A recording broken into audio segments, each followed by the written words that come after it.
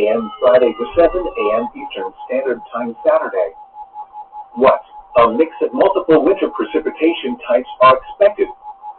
Total snow and sleet accumulations up to 3 inches and ice accumulations up to 1/3 of an inch are possible.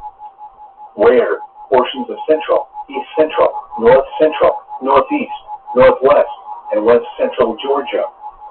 When? From 7 a.m. Friday to 7 a.m. Eastern Standard Time Saturday.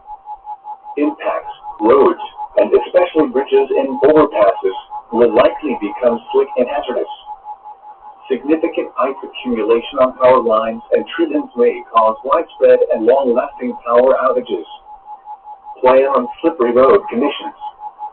The hazardous conditions could impact the Friday morning and evening commutes.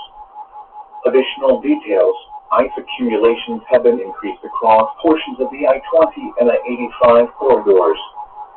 Additional changes to ice and snow amounts are possible with future forecast updates.